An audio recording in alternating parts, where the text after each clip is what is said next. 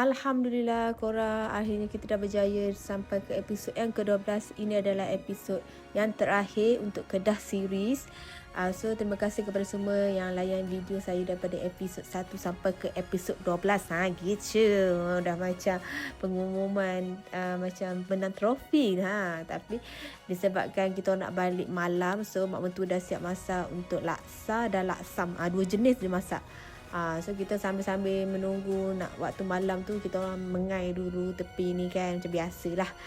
Disebabkan tengok waste jam teruk waktu tu hari Isnin rasanya. So inilah Sean bersama bini-bininya terus kahwin dua nak.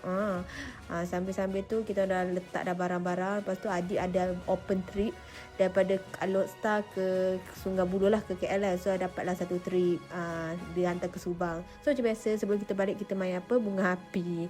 Selagi ada bunga api tu, ni dah halas lah ni, bunga api pun dah habis.